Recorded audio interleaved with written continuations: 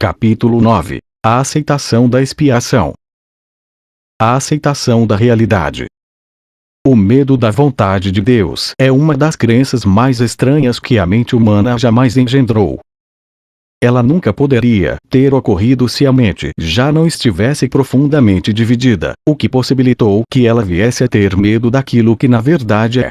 A realidade não pode ameaçar coisa alguma a não ser ilusões, já que a realidade só pode apoiar a verdade.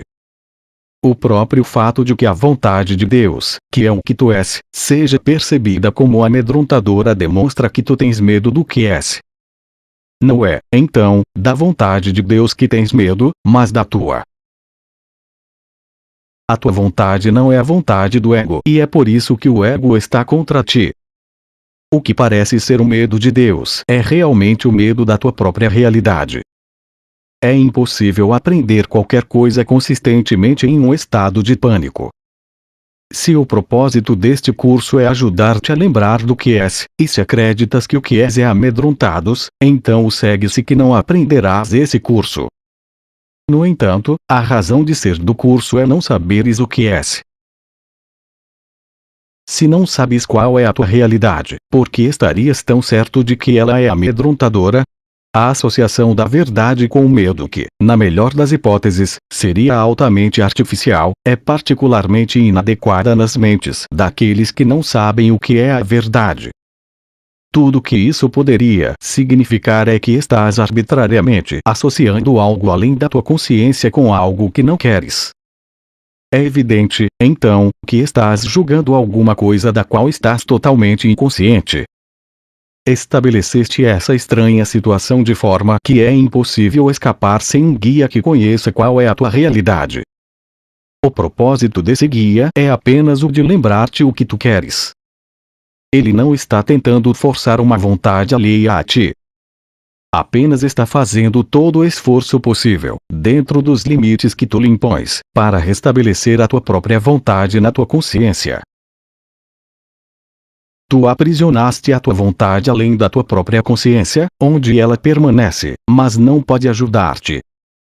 Quando eu disse que a função do Espírito Santo é separar o falso do verdadeiro na tua mente, eu quis dizer que ele tem o poder de olhar o que tu escondeste e lá reconhecer a vontade de Deus. O seu reconhecimento dessa vontade pode fazer com que ela seja real para ti porque ele está em tua mente, portanto, ele é a tua realidade. Se, então, a sua percepção da tua mente te traz a realidade dela, ele está te ajudando a lembrar o que tu és. A única fonte de medo nesse processo é aquilo que pensas que vais perder. No entanto, só podes ter aquilo que o Espírito Santo vê. Eu já enfatizei muitas vezes que o Espírito Santo nunca irá te pedir que sacrifiques o que quer que seja. Mas se tu pedes o sacrifício da realidade de ti mesmo, o Espírito Santo tem que lembrar-te que essa não é a vontade de Deus porque não é a tua. Não existe nenhuma diferença entre a vontade de Deus e a tua. Se tu não tivesses uma mente dividida, reconhecerias que o exercício da vontade é a salvação, porque é comunicação. É impossível comunicar-se em línguas diferentes. Tu e o teu Criador podem comunicar-se através da criação porque essa, e somente essa, é a vossa vontade conjunta. Uma mente dividida não pode se comunicar porque fala em nome de coisas diferentes à mesma mente. Com isso perde-se a capacidade de comunicação, simplesmente porque a comunicação confusa não significa coisa alguma. Não se pode comunicar uma mensagem a menos que ela faça sentido. Quão razoáveis podem ser as tuas mensagens quando tu pedes o que não queres? No entanto, enquanto tiveres medo da tua vontade, é precisamente isso o que estás pedindo. Tu podes insistir dizendo que o Espírito Santo não te responde, mas seria mais sábio considerares o tipo de questionados que és. Tu não pedes apenas o que queres. Isso é assim porque tens medo de que possas recebê-lo, o que de fato aconteceria. É por isso que persistes pedindo ao professor que não tem possibilidade de te dar o que queres. Com ele nunca poderás aprender o que queres, isso te dá a ilusão de segurança. No entanto, não podes ser protegido da verdade. mas apenas na verdade. A realidade é a única segurança. A tua vontade é a tua salvação porque é a mesma de Deus. A separação nada mais é do que a crença em que é diferente. Nenhuma mente certa pode acreditar que a sua vontade é mais forte do que a de Deus. Então, se uma mente acredita que a sua vontade é diferente da de Deus, ela só pode decidir que Deus não existe ou que a vontade de Deus é amedrontadora. O primeiro é o caso do ateu e o segundo do mártir, que acredita que Deus exige sacrifícios.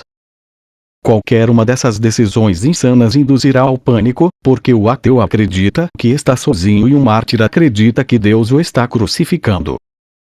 No entanto, ninguém realmente quer abandono ou vingança, mesmo que muitos possam buscar os dois. É possível pedires ao Espírito Santo dádivas tais como essas e esperar recebê-las de fato. Ele não pode te dar algo que não queres. Quando pedes ao doador universal aquilo que não queres, tu estás pedindo aquilo que não pode ser dado porque nunca foi criado. Nunca foi criado porque nunca foi a tua vontade para ti. Em última instância, todos têm que se lembrar da vontade de Deus, porque, em última instância, todos têm que reconhecer a si mesmos. Esse reconhecimento é o reconhecimento de que a vontade deles e a de Deus são uma só. Na presença da verdade não existem descrentes nem sacrifícios. Na segurança da realidade, o medo é totalmente sem significado. Negar o que é só pode parecer amedrontados. O medo não pode ser real sem uma causa e Deus é a única causa. Deus é amor e tu o queres. Essa é a tua vontade. Pede isso e serás respondido, porque só estarás pedindo aquilo que te pertence. Quando pedes ao Espírito Santo o que iria ferir-te, ele não pode responder, porque nada pode ferir-te e assim estás pedindo nada. Qualquer desejo que brote do ego é um desejo pelo nada e pedir isso não é um pedido. É meramente uma negação na forma de um pedido. O Espírito Santo não está preocupado com forma, estando ciente apenas do significado. O ego não pode pedir coisa alguma ao Espírito Santo, pois há um completo fracasso de comunicação entre eles. No entanto, tu podes pedir tudo ao Espírito Santo, porque os teus pedidos são reais para ele, vindos da tua mente certa. Iria o Espírito Santo negar a vontade de Deus? E poderia ele falhar em reconhecê-la no seu filho? Tu não reconheces o enorme desperdício de energia que gastas negando a verdade. O que dirias de alguém que persistisse tentando o impossível, acreditando que conseguir o impossível é ter sucesso? A crença em que tens que ter o impossível para seres feliz está totalmente em desacordo com o princípio da criação. A vontade de Deus não poderia ser que a felicidade dependesse daquilo que nunca poderias terça-feira. O fato de que Deus é amor não requer crença, mas requer aceitação. É possível que negues fatos, embora seja impossível para ti mudá-los. Se mantens as mãos sobre os teus olhos, tu não verás porque estás interferindo com as leis que possibilitam ver. Se negas o amor, tu não o conhecerás, porque a tua cooperação é a lei que faz do amor o que ele é. Tu não podes mudar leis que não fizeste e as leis da felicidade foram criadas para ti, não por ti. Qualquer tentativa de negar o que é tem que ser amedrontadora e, se a tentativa é forte, vai induzir ao pânico. O exercício da vontade contra a realidade, embora impossível, pode se tomar uma meta muito persistente, mesmo que não a queiras. Mas considera o resultado dessa estranha decisão. Estás devotando a tua mente àquilo que não queres. Quão real pode ser essa devoção? Se não a queres, ela nunca foi criada. Se nunca foi criada, nada é. Podes realmente devotar-te ao nada. Deus, em sua devoção a ti, criou-te devotado a tudo e deu-te aquilo a que tu te devotas. De outro modo, não terias sido criado perfeito. A realidade é tudo e tens tudo porque és real. Não podes fazer o irreal, porque a ausência da realidade é amedrontadora e o medo não pode ser criado. Enquanto acreditares que o medo é possível, não criarás. Ordens opostas de realidade fazem com que a realidade seja sem significado e a realidade é significado. Lembra-te então que a vontade de Deus já é possível e nenhuma outra coisa jamais o será. Essa é a simples aceitação da realidade porque só isso é real. Não podes distorcer a realidade e conhecer o que ela é. Ou se, de fato, distorces a realidade, vais sentir ansiedade, depressão e, em última instância, pânico, porque estás tentando fazer com que sejas irreal. E quando sentes essas coisas, não tentes procurar pela verdade além de ti mesmo, pois a verdade só pode estar dentro de ti. Portanto, dize: Cristo está em mim e onde Ele está Deus tem que estar, pois Cristo é parte dele. A resposta à oração. Todos que já tentaram usar a oração para pedir alguma coisa vivenciaram o que aparenta ser um fracasso. Isso é verdadeiro não somente em relação a certas coisas específicas que poderiam ser danosas, mas também em relação a pedidos que estão estritamente de acordo com esse curso. O último caso, em particular, pode ser incorretamente interpretado como uma prova de que o curso não se atém ao que diz. Deves lembrar-te, porém, que o curso afirma repetidas vezes que o seu propósito é o escapar do medo. Vamos supor, então, que o que pedes ao Espírito Santo é o que realmente queres, mas ainda assim, tens medo disso. Se esse fosse o caso, o fato de conseguires isso não seria mais o que queres. É por isso que certas formas específicas de cura não são conseguidas, mesmo quando se atinge o estado da cura. Um indivíduo pode pedir a cura física porque tem medo de um dano corporal. Ao mesmo tempo, se fosse fisicamente curado, a ameaça ao seu sistema de pensamento poderia ser consideravelmente mais amedrontadora para ele do que a sua expressão física. Nesse caso, ele não está realmente pedindo a liberação do medo, mas a remoção de um sintoma que ele próprio escolheu. Esse pedido, portanto, absolutamente não é um pedido de cura. A Bíblia enfatiza que toda oração é respondida e isso é, de fato, verdadeiro. O simples fato de alguma coisa ser pedida ao Espírito Santo assegurará uma resposta. Entretanto, é igualmente certo que nenhuma resposta dada por ele jamais será uma resposta que aumentará o medo. É possível que a sua resposta não seja ouvida. É impossível, porém, que seja perdida. Tu já recebeste muitas respostas que não ouviste ainda. Eu te asseguro que elas estão à tua espera.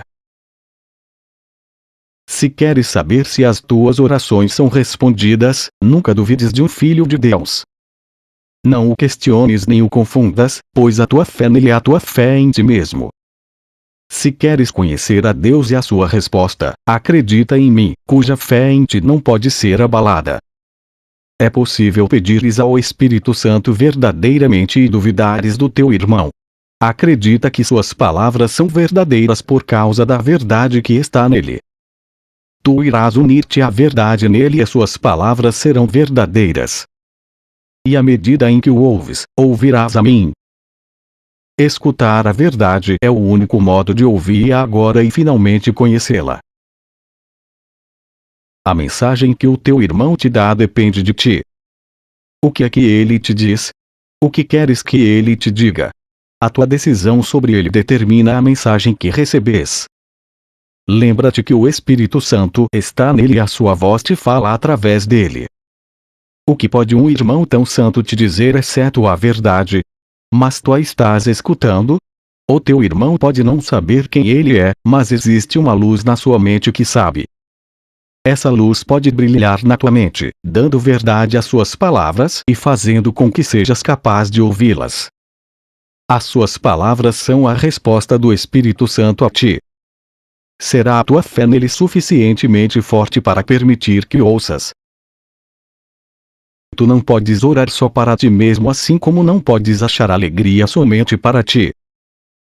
A oração é a reafirmação da inclusão, dirigida pelo Espírito Santo, sob as leis de Deus. A salvação é do teu irmão. O Espírito Santo estende-se da tua mente à sua e responde a ti. Não podes ouvir a voz de Deus só em ti porque não és só. Ou a sua resposta é somente para o que tu és. Não conhecerás a confiança que eu tenho em ti a não ser que a estendas. Não confiarás na orientação do Espírito Santo, nem acreditarás que ela é para ti, a não ser que a ouças em outros. Ela tem que ser para o teu irmão porque é para ti. Teria Deus criado uma voz só para ti? Poderias tu ouvir a sua resposta a não ser como ele responde a todos os filhos de Deus. Ouve do teu irmão o que queres que eu ouça de ti, pois não queres que eu seja decepcionado. Eu te amo pela verdade que há em ti, assim como Deus. As tuas decepções podem decepcionar-te, mas não podem decepcionar a mim. Conhecendo o que tu és, eu não posso duvidar de ti. Ou ouço só o Espírito Santo em ti, que me fala através de ti. Se queres me ouvir, ouve os meus irmãos, em quem fala a voz de Deus. A resposta a todas as orações está neles. Serás respondido à medida em que ouves a resposta em todas as pessoas. Não escutes nenhuma outra coisa ou não ouvirás verdadeiramente. Acredita em teus irmãos, porque eu acredito em ti e aprenderás que a minha crença em ti é justificada. Acredita em mim por acreditar neles, em nome do que Deus lhes deu. Eles te responderão se aprenderes a pedir a eles somente a verdade. Não peças bênçãos sem abençoá-los, pois só nesse caminho poderás aprender o quanto és abençoado. Seguindo esse caminho, estás buscando a verdade em ti mesmo. Isso não significa ir além de ti mesmo, mas ir na tua própria direção. Ouve só a resposta de Deus em seus filhos e és respondido. Desacreditar é ficar em oposição, ou atacar. Acreditar é aceitar, é estar do mesmo lado. Acreditar não é ser crédulo, mas aceitar e apreciar. Aquilo que não acreditas, não aprecias e não podes ser grato pelo que não valorizas. Há um preço que vais pagar pelo julgamento, porque o julgamento é o estabelecimento de um preço. O conforme o estabeleces, tu pagarás.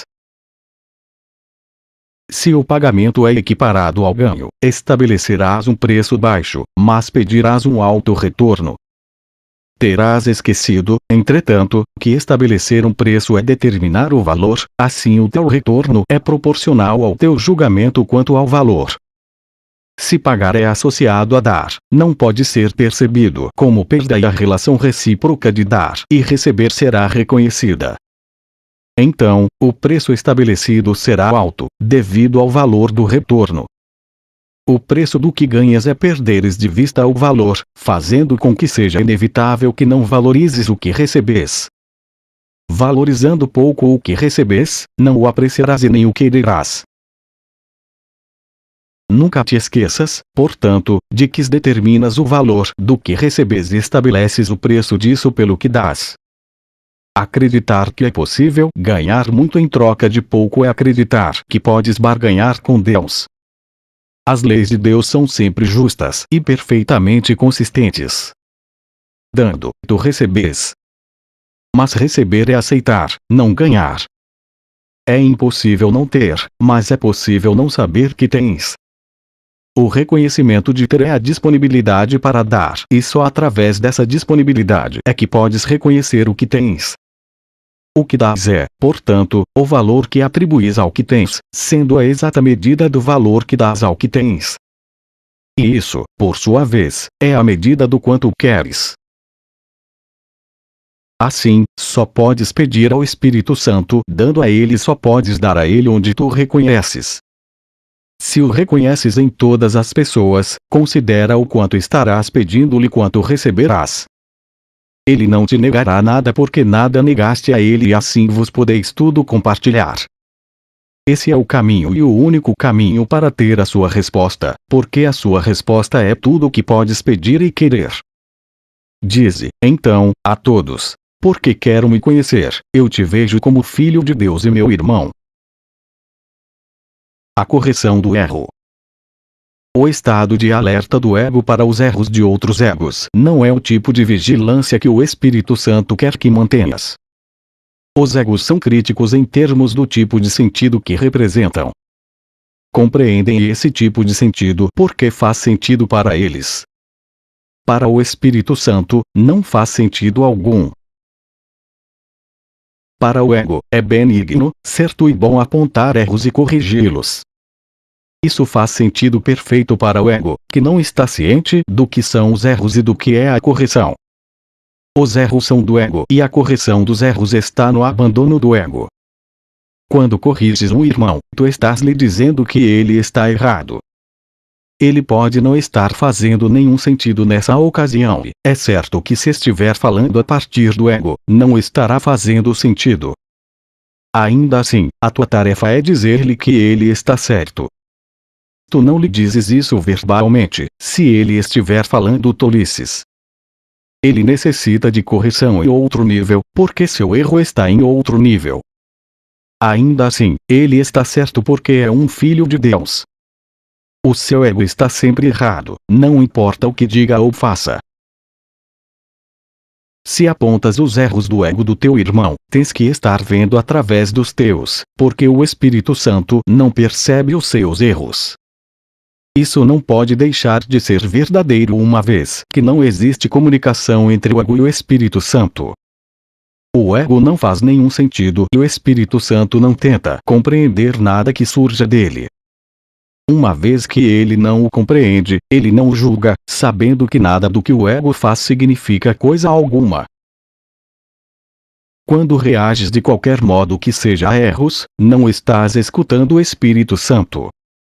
Ele meramente os ignorou e se prestas atenção a eles, não o estás ouvindo. Se não o ouves, estás escutando o teu ego e estás fazendo tão pouco sentido quanto aquele irmão cujos erros tu percebes. Isso não pode ser correção. No entanto, é mais do que apenas uma falta de correção para ele. É abrir mão da correção em ti mesmo. Quando um irmão se comporta de maneira insana, só podes curá-lo percebendo nele a sanidade.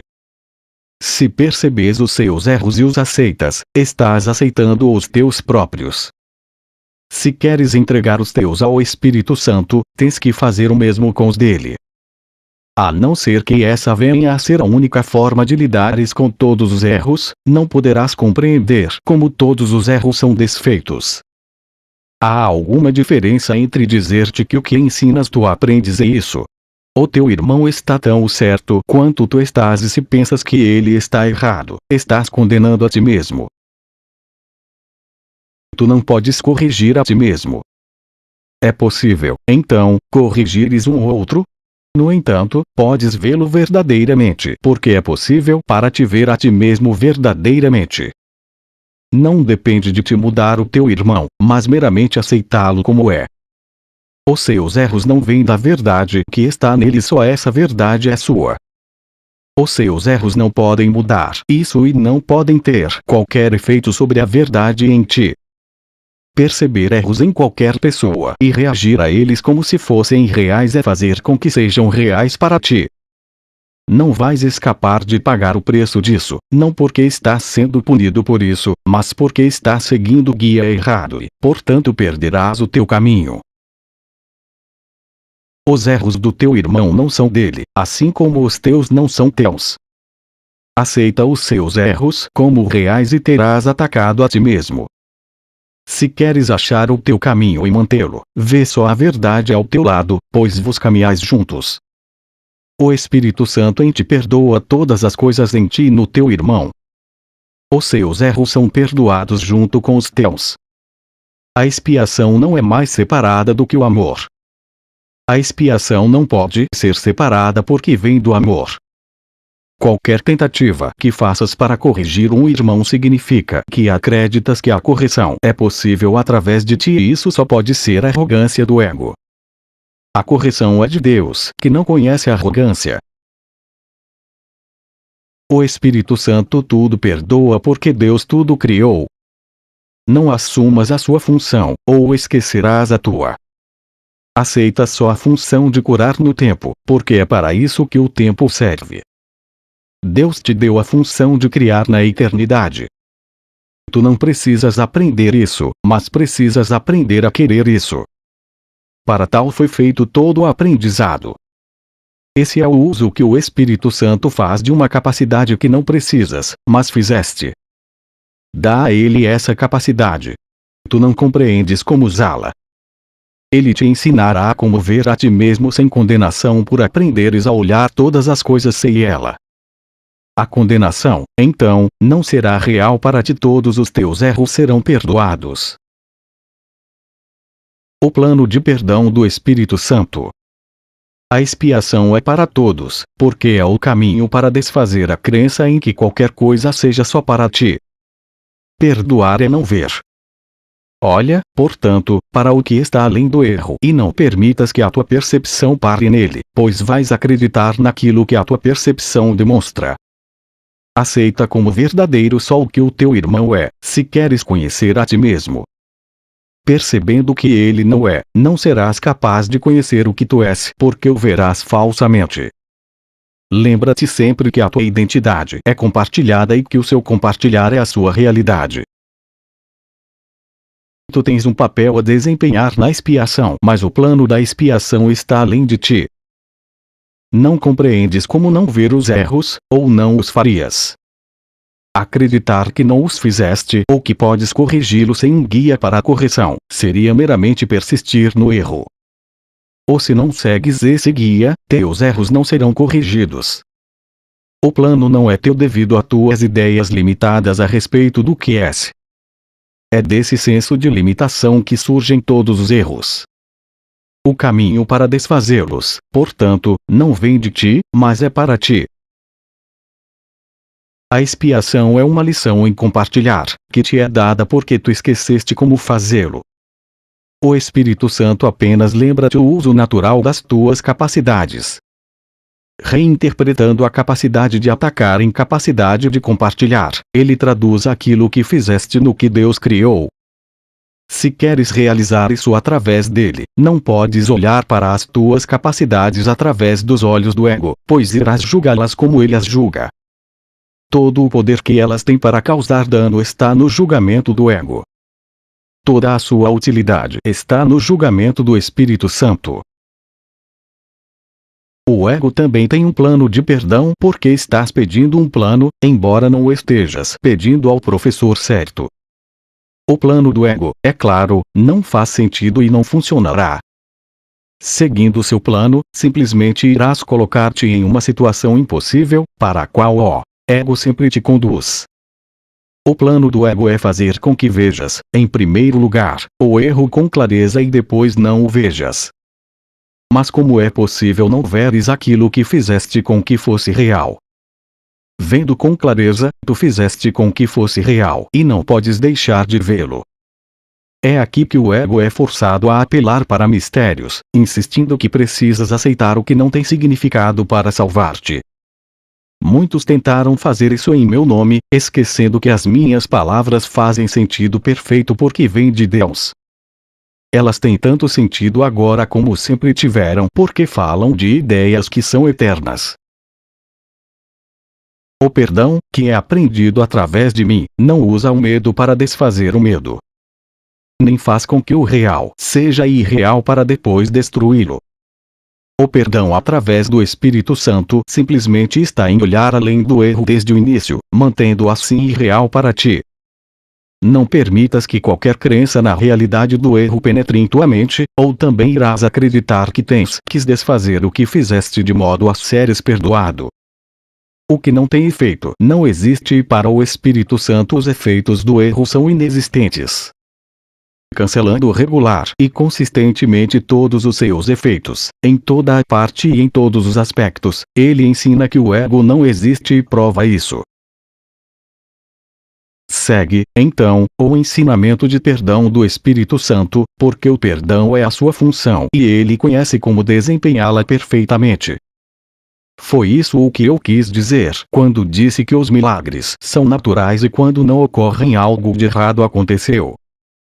milagres são meramente o sinal da tua disponibilidade em seguir o plano de salvação do Espírito Santo, reconhecendo que tu não compreendes o que ele é. O seu trabalho não é função tua e a não ser que aceites isso, não poderás aprender qual é a tua função. A confusão de funções é tão típica do ego que deverias estar bastante familiarizado com ela a essa altura. O ego acredita que todas as funções lhe pertencem, mesmo que não tenha nenhuma ideia do que sejam. Isso é mais do que mera confusão.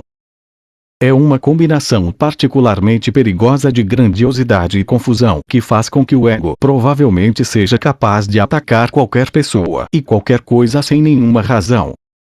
Isso é exatamente o que o ego faz. Ele é imprevisível em suas respostas, porque não tem nenhuma ideia do que percebe. Se não tens a mínima ideia do que está acontecendo, quão adequadamente podes esperar reagir? Poderias perguntar a ti mesmo, sem levar em consideração como interpretarias a reação, se tal imprevisibilidade coloca o ego em uma posição sólida como teu guia.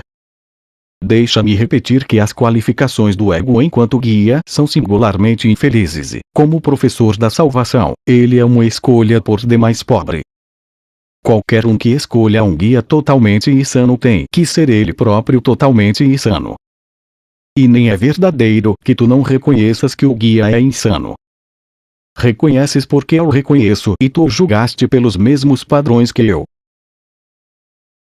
O ego literalmente vive de tempo tomado de empréstimo e seus dias estão contados.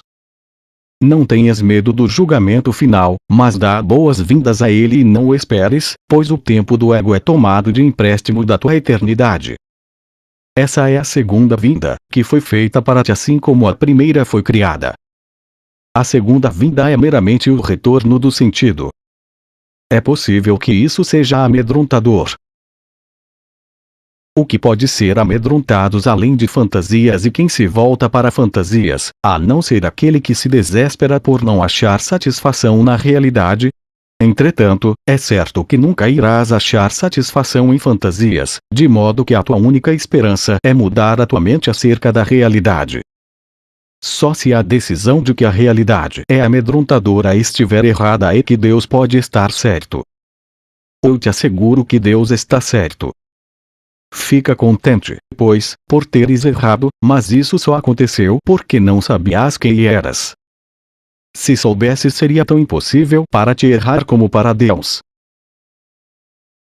O impossível só pode acontecer em fantasias. Quando procuras a realidade em fantasias, não vais achá-la. Os símbolos da fantasia são do ego e desses acharás muitos. Mas não olhes para eles em busca de significado. Eles não têm mais significado do que as fantasias de que são tecidos. Os contos de fadas podem ser agradáveis ou amedrontadores, mas ninguém os considera verdadeiros. As crianças podem acreditar neles e assim, por algum tempo, esses contos são verdadeiros para elas. Entretanto, quando a realidade desponta, as fantasias se vão. Nesse ínterim, a realidade não desapareceu. A segunda vinda é a consciência da realidade, não o seu retorno. Olha, minha criança, a realidade está aqui. Olá pertence a ti e a mim e a Deus, e é perfeitamente satisfatória para todos nós. Só essa consciência cura porque é a consciência da verdade. O curador não curado. O plano do ego para o perdão é muito mais ousado do que o de Deus. Isso é assim porque é empreendido por curadores não curados e é, portanto, do ego. Vamos considerar agora, com mais detalhes, o curador não curado. Por definição, ele está tentando dar o que não recebeu. Se é um teólogo, por exemplo, ele pode partir da premissa: eu sou um miserável pecador, assim como tu. Se é um psicoterapeuta, é mais provável que parta da crença igualmente inacreditável em que o ataque é real para ambos, ele próprio e o paciente, mas que não importa para nenhum dos dois. Eu disse repetidamente que as crenças do ego não podem ser compartilhadas e por isso são irreais. Como é possível, então, que descobri-las possa fazer com que sejam reais? Todo curador que procura fantasias para que venham a ser a verdade necessariamente não está curado, porque não sabe onde procurar a verdade e, por conseguinte, não tem a resposta para o problema da cura. Há uma vantagem em trazer a consciência aos pesadelos, mas somente para ensinar que eles não são reais e que qualquer coisa que contenham não tem significado. O curador não curado não pode fazer isso porque não acredita nisso. Todos os curadores não curados têm que seguir o plano do ego para o perdão de uma forma ou de outra. Se são teólogos, provavelmente condenam a si mesmos, ensinam a condenação e advogam uma solução amedrontadora. Projetando a condenação sobre Deus, eles o fazem parecer vingativo e têm medo da sua punição. O que fizeram foi apenas identificar-se com o ego e, ao perceber o que ele faz, condenam a si mesmos devido a essa confusão. É compreensível que tenha havido revoltas contra esse conceito, mas revoltar-se contra ele ainda é acreditar nele. Algumas das formas mais novas do plano do ego são tão inúteis quanto as antigas, porque a forma não importa e o conteúdo não foi mudado. Em uma das formas mais novas, por exemplo, um psicoterapeuta pode interpretar os símbolos do ego em um pesadelo e então usá-los para provar que o pesadelo é real. Tendo feito com que seja real, ele então tenta desfazer os seus efeitos, depreciando a importância do sonhador. Esse seria um enfoque de cura se o sonhador também fosse identificado como irreal. Entretanto, se o sonhador é equiparado à mente, o poder corretivo da mente através do Espírito Santo é negado. Isso é uma contradição mesmo nos termos do ego, contradição essa que até o ego, na sua confusão, usualmente nota. Se o caminho para neutralizar o medo é reduzir a importância da mente, como pode isso construir a força do ego? Tais inconsistências evidentes são a razão por que ninguém realmente explicou o que acontece na psicoterapia. Nada realmente acontece. Nada de real aconteceu com o curador não curado e ele tem que aprender com seu próprio ensino. Seu ego sempre buscará ganhar alguma coisa da situação. O curador não curado, portanto, não sabe como dar e consequentemente não pode compartilhar.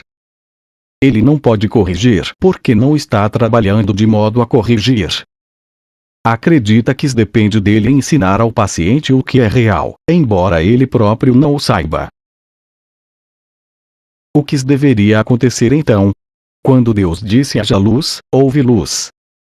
É possível achares a luz analisando a escuridão, como faz o psicoterapeuta, ou como o biólogo, reconhecendo a escuridão em ti mesmo e procurando uma luz distante para removê-la, enfatizando a distância durante todo o tempo. A cura não é misteriosa. Nada vai mudar a não ser que seja compreendido, já que a luz é compreensão. Um miserável pecador não pode ser curado sem mágica e nem pode uma mente sem importância estimar-se sem mágica. Assim sendo, ambas as formas de abordagem do ego têm, necessariamente, que desembocar em um impasse, a característica situação impossível a qual o ego sempre conduz. É possível ajudar alguém apontando a direção que ele está seguindo, mas o sentido se perde, a menos que ele também seja ajudado a mudar de direção. O curador não curado não pôde fazer isso para ele, pois não pôde fazê-lo para si. A única contribuição significativa que o curador pode fazer é apresentar um exemplo de alguém cuja direção foi mudada para ele que não mais acredite em pesadelos de espécie alguma. A luz na mente dele irá então responder ao questionados, que tem que decidir com Deus que existe luz porque ele a vê. Ou através do reconhecimento dele, o curador sabe que ela existe. É assim que, em última instância, a percepção é traduzida em conhecimento. O trabalhador de milagres começa percebendo a luz e traduz a sua percepção em certeza por estendê-la continuamente e aceitar o reconhecimento dela. Seus efeitos lhe asseguram que ela existe. Um terapeuta não cura. Ele permite que a cura seja.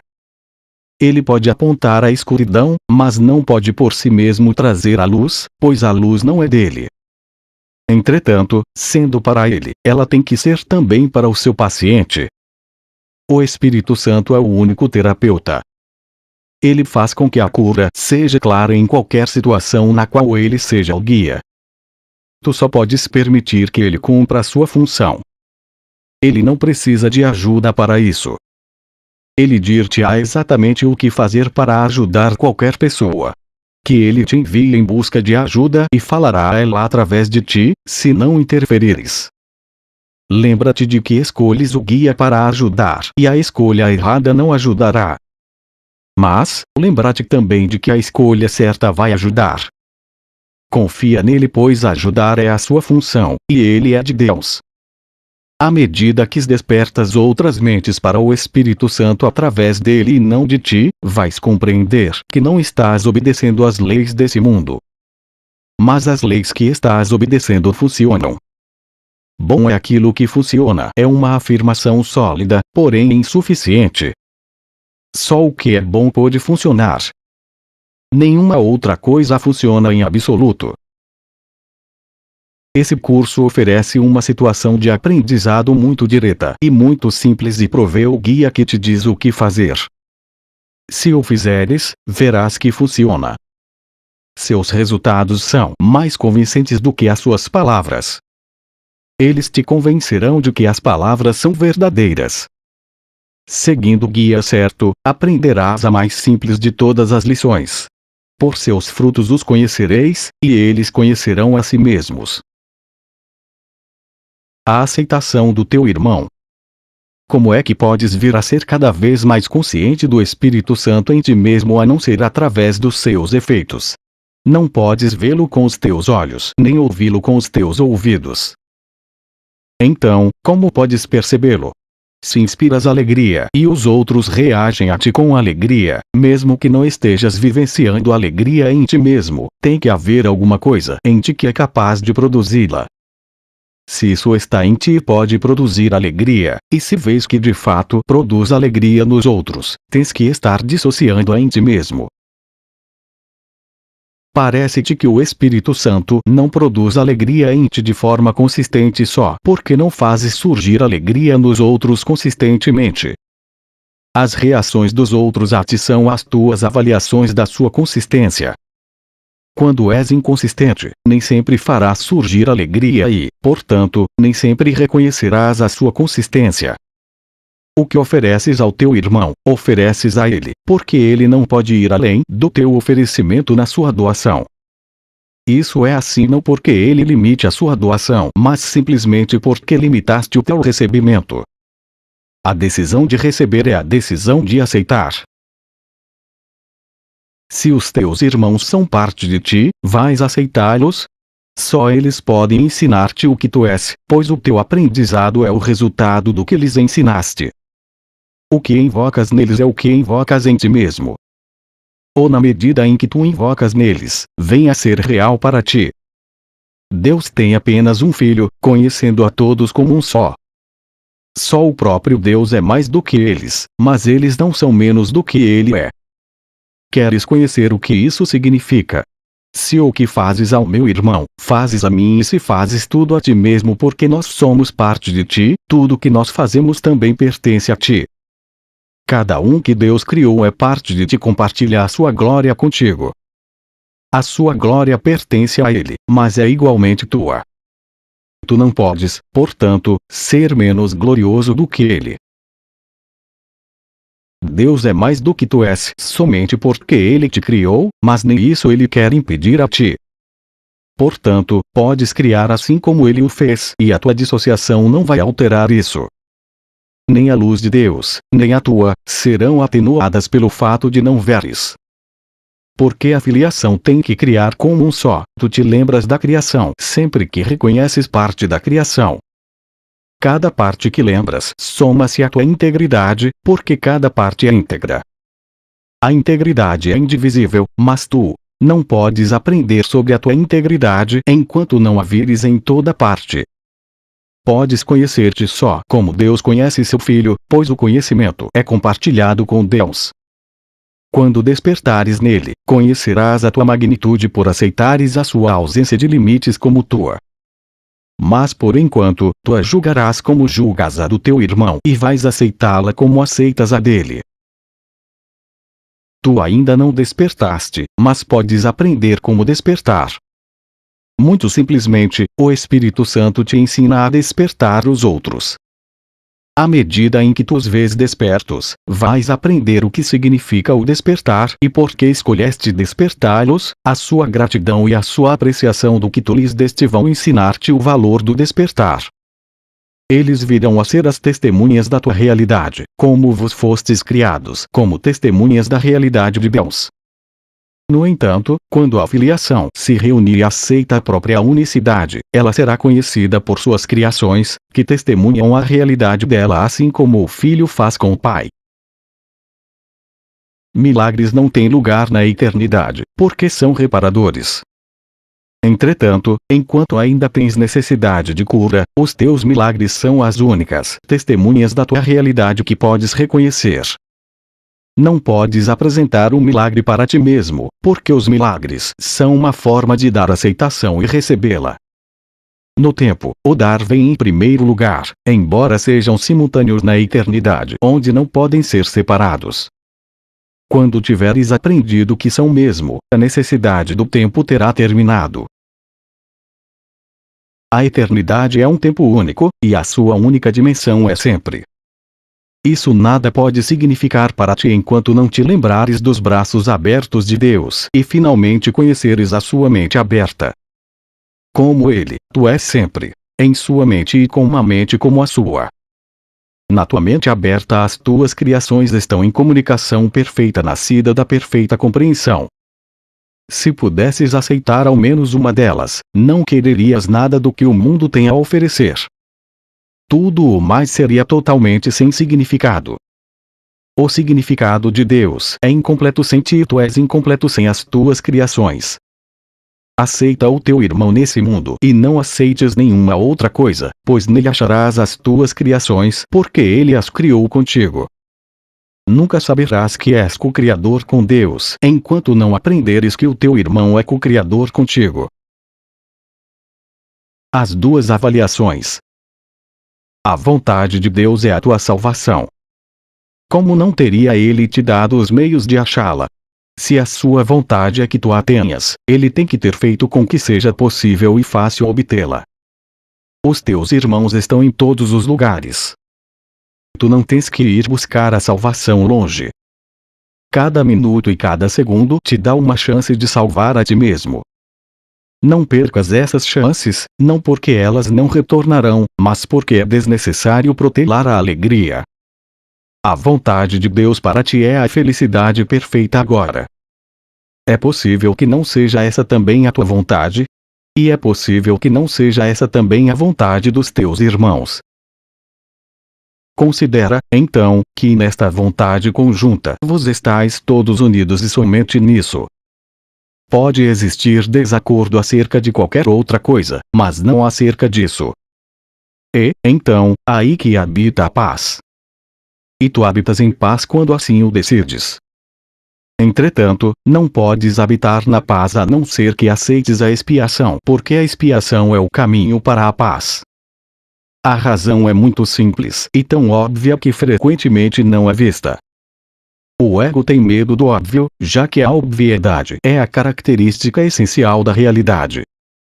No entanto, tu não podes deixar de vê-la a não ser que não estejas olhando. É perfeitamente óbvio que se o Espírito Santo olha com amor para tudo o que ele percebe, ele te olha com amor. A sua avaliação de ti baseia-se no seu conhecimento do que tu és, portanto, ele te avalia verdadeiramente. Essa avaliação tem que estar na tua mente, porque ele está. O ego também está na tua mente, porque tu aceitaste lá. A sua avaliação de ti, no entanto, é exatamente oposta à do Espírito Santo, porque o ego não te ama. Ele não está ciente do que és e desconfia totalmente de tudo o que percebe, porque as suas percepções são tão variáveis. O ego é, portanto, capaz de suspeita, na melhor das hipóteses, e de perversidade na pior. Esse é o seu escopo. Não pode ultrapassá-lo devido à sua incerteza. e não pode nunca ir além dela porque jamais pode estar certo. Tu tens, então, duas avaliações conflitantes de ti mesmo na tua mente, e elas não podem ser ambas verdadeiras.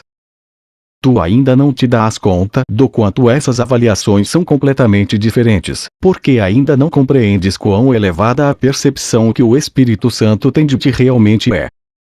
Ele não é enganado por nada do que fazes, porque ele nunca esquece o que és. O ego é enganado por tudo o que fazes, especialmente quando respondes ao Espírito Santo, porque nestas ocasiões a sua confusão aumenta. O ego, portanto, é particularmente capaz de atacar-te quando reages amorosamente, porque te avaliou como não sendo amoroso e tu estás indo contra o seu julgamento. O ego atacará os teus motivos logo que eles passem a estar claramente em desacordo com a sua percepção de ti. É aí que ele vai se deslocar abruptamente da suspeita para a perversidade, uma vez que a sua incerteza terá aumentado. Entretanto, com certeza é inútil atacar de volta. O que pode significar isso exceto que estás concordando com a avaliação que o ego faz do que tu és? Se escolhes ver a ti mesmo como não sendo amoroso, não serás feliz. Estás te condenando e tens, portanto, que te considerares inadequado. Olharias para o ego em busca de ajuda para escapar de um sentimento de inadequação que ele produziu e tem que manter para existir. É possível escapares da sua avaliação de ti usando os seus métodos para manter esse retrato intacto. Não podes avaliar um sistema insano de crenças estando dentro dele. Seu escopo exclui isso. Só podes ir além dele, olhar em retrospectiva de um ponto onde a sanidade exista e ver o contraste. Só através desse contraste é que a insanidade pode ser julgada como insana. Com a grandeza de Deus em ti, tens escolhido ser pequeno e lamentar a tua pequenez. Dentro do sistema que ditou essa escolha, o lamento é inevitável.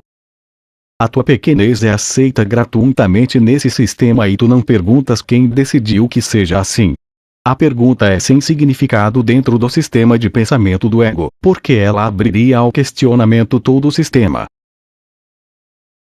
Eu disse que o ego não sabe o que é uma pergunta real. Qualquer tipo de falta de conhecimento é sempre associado com uma recusa em conhecer. Isso produz uma total falta de conhecimento simplesmente porque o conhecimento é total. Não questionar a tua pequenez é, por conseguinte, negar todo conhecimento e manter intacto todo o sistema de pensamento do ego. Não podes reter parte de um sistema de pensamento, porque ele só pode ser questionado no seu fundamento. Isso tem que ser questionado de um ponto além do sistema, pois dentro dele o seu fundamento de fato se mantém. O Espírito Santo julga contra a realidade do sistema de pensamento do ego meramente porque ele sabe que o seu fundamento não é verdadeiro. Portanto, nada que surja a partir dele significa coisa alguma. Ele julga cada uma das crenças que mantens em termos da origem que ela tem. Se vem de Deus, ele sabe que é verdadeira. Se não vem, ele sabe que é sem significado. Sempre que questionares o teu próprio valor, dize: o próprio Deus é incompleto sem mim. Lembra-te disso quando o ego falar e assim tu não ouvirás. A verdade a teu respeito é tão elevada que coisa alguma que não seja digna de Deus é digna de ti. Escolhe, pois, o que queres nestes termos e não aceites nada que não queiras oferecer a Deus como totalmente adequado para Ele. Tu não queres nenhuma outra coisa. Devolve a tua parte a Deus e Ele te dará tudo de si mesmo em troca da devolução do que pertence a Ele e o torna completo. Grandeza versus grandiosidade. A grandeza é de Deus e somente dele. Portanto, ela está em ti. Sempre que vens a estar ciente dela, por mais que essa consciência seja vaga, automaticamente abandonas o ego, pois na presença da grandeza de Deus a falta de significado do ego vem a ser perfeitamente aparente. Quando isso ocorre, mesmo que ele não o compreenda, o ego acredita que o seu inimigo atacou e tenta oferecer dádivas para induzir-te a retornar para sua proteção.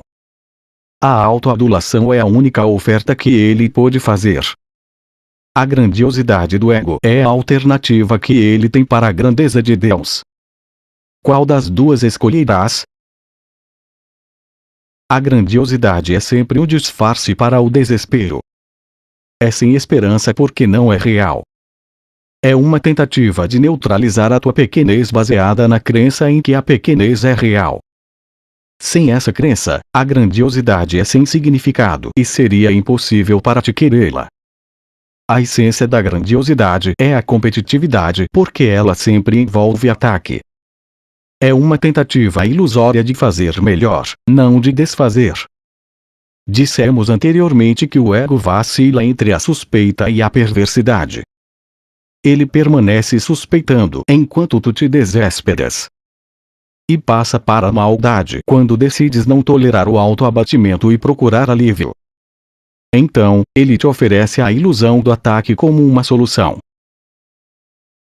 O ego não compreende a diferença entre grandeza e grandiosidade, porque não vê nenhuma diferença entre os impulsos para os milagres e as suas próprias crenças alienadas.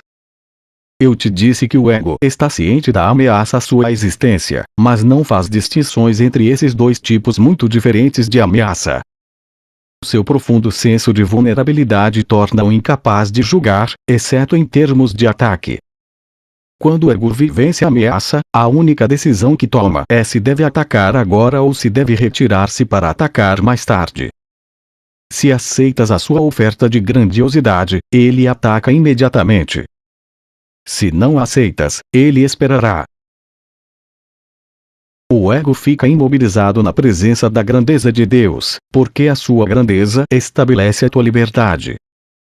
Mesmo o mais leve sinal da tua realidade literalmente empurra o ego para fora da tua mente, porque desistirás de qualquer investimento nele. A grandeza é totalmente desprovida de ilusões, porque é real, é convincente de forma constrangedora. Entretanto, a convicção da realidade não vai permanecer contigo a não ser que não permitas que o ego a ataque. O ego fará todos os esforços para recuperar e mobilizar as suas energias contra a tua libertação. Ele te dirá que és insano e argumentará que a grandeza não pode ser uma parte real de ti devido à pequenez na qual ele acredita. No entanto, a tua grandeza não é delusória, pois não foste tu que a fizeste. Fizeste a grandiosidade e tens medo dela, porque é uma forma de ataque, mas a tua grandeza é de Deus que a criou a partir do seu amor. Em função da tua grandeza, só podes abençoar, porque a tua grandeza é a tua abundância. Abençoando, a retens em tua mente, protegendo-a das ilusões e mantendo-te na mente de Deus. Lembra-te sempre que não podes estar em nenhum outro lugar exceto na mente de Deus. Quando te esqueceres disso, entrarás em desespero e atacarás. O ego depende apenas da tua disponibilidade para tolerá-lo. Se estiveres disposto a olhar para a tua grandeza, não podes te desesperar e portanto não podes querer o ego. A tua grandeza é a resposta de Deus ao ego, porque é verdadeira. Pequenez e grandeza não podem coexistir e nem é possível que se alternem.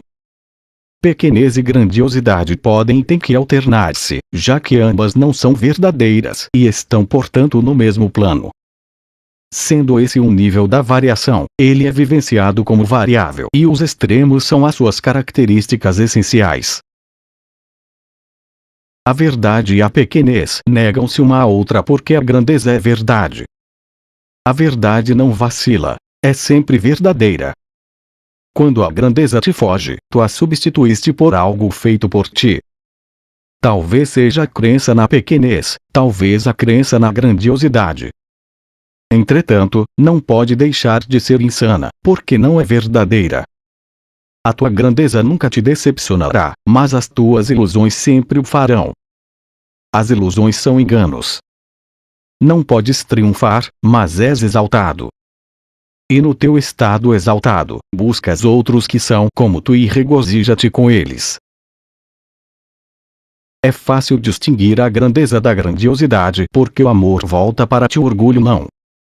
O orgulho não produzirá milagres e irá, portanto, privar-te das verdadeiras testemunhas da tua realidade. A verdade não é obscura nem está escondida, mas a sua obviedade para ti está na alegria que trazes às suas testemunhas, que a mostram a ti.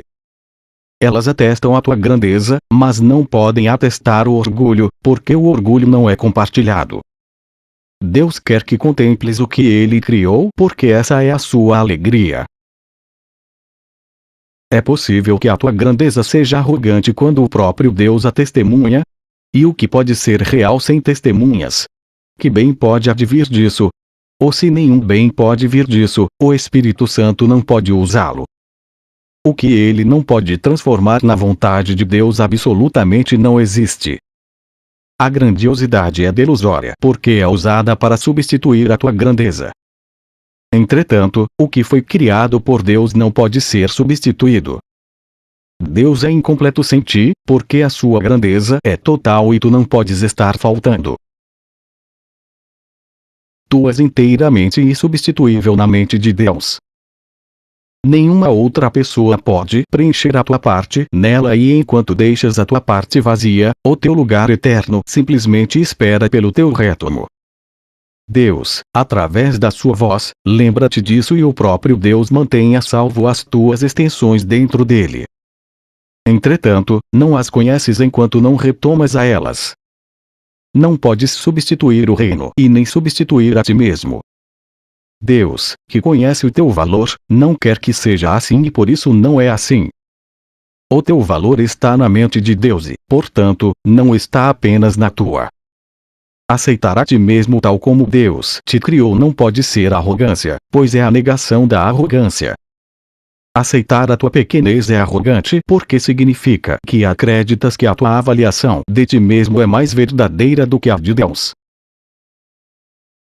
No entanto, se a verdade é indivisível, a tua avaliação de ti mesmo não pode deixar de ser a mesma de Deus. Não foste tu que estabeleceste o teu próprio valor e ele não necessita de defesas. Nada pode atacá-lo nem prevalecer sobre ele. Ele não varia. Meramente é. Pergunta ao Espírito Santo qual ele é e ele te dirá, mas não tenhas medo da sua resposta, porque ela vem de Deus. É uma resposta exaltada, devido à sua fonte, mas a fonte é verdadeira assim como a sua resposta. Escuta e não questiones o que ouves, pois Deus não engana. Ele quer que substituas a crença do ego na pequenez pela sua própria resposta exaltada quanto ao que tu és, de modo que possas parar de questioná-la sobre isso e a conheças assim como é.